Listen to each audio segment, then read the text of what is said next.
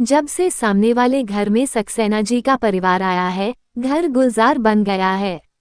घर के सामने कच्ची जमीन पर सक्सेना जी की पत्नी ने न जाने कितने पौधे लगा दिए हैं। हाँ, शीला भाभी सचमुच कुशल है हर क्षेत्र में। अभी इस मकान में आए 2 महीने ही हुए हैं और अच्छा खासा बाग विकसित कर लिया है उन्होंने। इतनी सर्दी में भी जब लोग सुबह सुबह रजाई में बैठकर अखबार पढ़ना पसंद करते हैं, तो वो खुरपी लिए दिख जाती हैं।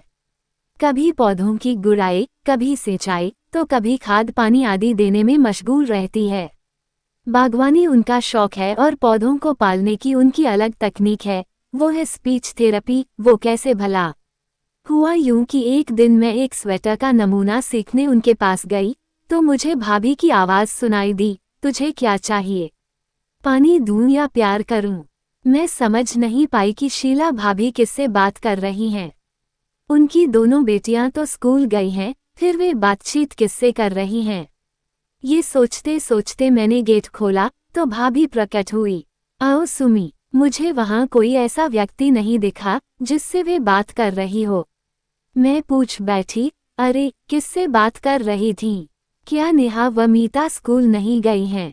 अरे नहीं, मैं तो पौधों से बात कर रही थी, शीला भाभी बोली। पौधों से? मैं आश्चर्यचकित रह गई। हाँ, ये स्पीच थेरेपी है। Speech therapy? मुझे कुछ समझ में नहीं आया भाभी। आओ बैठो तो सही। दालान में बिछी चारपाई की ओर इशारा करके शीला भाभी ने मुझे बैठा लिया। दरअसल सुमी, मैं ही क्या, सभी वैज्ञानिक भी मानते हैं कि पौधों में जान होती है। हाँ, वो तो होती है, मैं बोली। वैज्ञानिकों का मानना है कि यदि पौधों से बातचीत की जाए, उनका स्पर्श किया जाए, तो पौधे जल्दी बढ़ते हैं, इसलिए मैं दिन में एक बार तो इनसे अवश्य बात करती हूँ। पता है, आसाम के एक उद्यान में तो सुबह के समय अनूप जलोटा के भजन सुनाए जाते हैं, वो अनवरत बोल रही थी। मैं हैरानी से शीला भाभी की बातें सुन रही थी। कितनी संवेदनशील महिला है, पौधों के प्रति भी कितनी भावनाएं रखती हैं। बाद में उन्होंने स्वेटर का नमूना भी बड़ी कुशलता से मुझे सिखाया।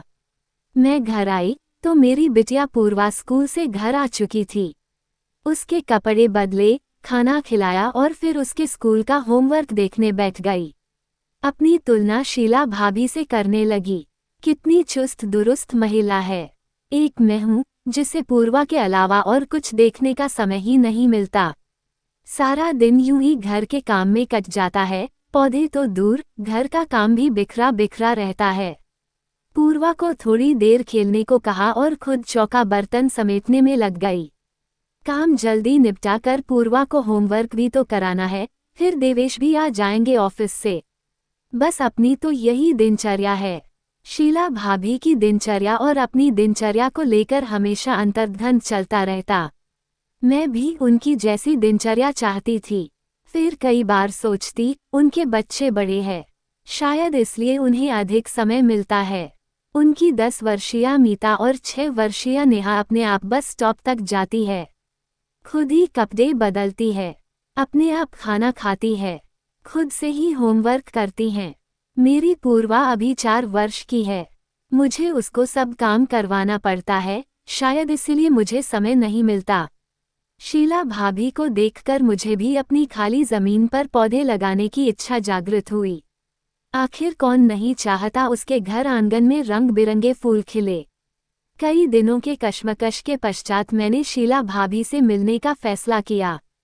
सोचा, उनसे कुछ मार्गदर्शन भी मिलेगा और उनके बाग से कुछ पौधे भी ले आऊंगी। 12 बजे तक घर का काम निपटा कर बालों में कंघी की, चेहरे को ठीक किया, माथे पर बिंदिया लगाए और गले में दुपट्टा डालकर एक दृष्टि शीला भाभी के मकान पर डाली। कोई हलचल नहीं दिखी। सोचा, अंदर होंगी। जल्दी से बाहर के दरवाजे पर ताला लगाकर पॉलीथीन की थैली हाथ में लेकर शीला भाभी के घर चल दी। सचमुच शीला भाभी का दरवाजा बंद था। कॉलबेल पर हाथ रखा तो मधुर धुन सुनाई पड़ी। कुछ देर तक कुछ हलचल नहीं हुई, तो मैंने सोचा शीला भाभी घर पर नहीं है। मैं मुड़ने को हुई तो कदमों की आहट सुनाई दी। थके कदमों से शीला भाभी ने दरवाज़ा खोला। उनको देखते ही मैं हैरान रह गई। अरे भाभी, क्या तबीयत खराब है? शीला भाभी का पीला चेहरा उनके अस्वस्थ होने की कहानी कह रहे थे। आओ सुमी, अंदर आओ, उन्होंने थकी आवाज में कहा। बुखार है भाभी? अरे नहीं, वो क्या है कि एबॉर्शन के कारण। उफ, मुझे बेहद अफसोस हुआ। पेड़ पौधों की सार संभाल करने वाली भाभी के साथ ऐसा हुआ। भाभी, क्या बात है? ध्यान नहीं था क्या? नहीं, ऐसी बात नहीं थी। भाभी कुछ झिझक रही थी, फिर एकदम बोल पड़ी। डॉक्टर ने जांच की तो लड़की बता दिया। तब सोचा कि आगे के शब्द गुम हो गए। मेरा सिर चकरा गया। ये क्या हुआ? पौधों के प्रति इतनी संवेदनशील और मानव प्रति ऐसी भावना, बेटे की चाह में बेटी का गला घोंट दिया। फूल तो फूल ही है, चाहे गुलाब का हो या गेंदे का। मैं तो उनसे पूछने गई थी कि बाग की सार संभाल कैसे की जाती है और कुछ पौधे भी लेने थे, परंतु ऐसी बात सुनकर तो पूछने का मन ही नहीं किया। बस औपचारिक बातचीत करके उठी और पॉलीथीन बैग खाली ही लेकर लौट आई। मेरे मन में विचारों की भीषण आंधी चल पड़ी। कहाँ गई भाभी की वो संवेदना? पेड़ पौधों को प्यार करने वाली, उनकी भाषा को समझने वाली शीला भाभी आज मानव अंकुर के प्रति इतनी क्रूर कैसे हो गई? यदि पौधा ही नहीं चाहिए था तो बीज बोया ही क्यों था? भाभी का असली चेहरा सामने आ गया था। मैं तो शीला भाभी की बागवानी का अनुकरण करने चली थी, लेकिन आज मैंने निर्णय कर लिया था कि फूल कोई भी हो, परंतु मेरे घर आंगन में फूलों के 2 ही पौधे होंगे, चाहे वो गेंदे के हो या गुलाब के।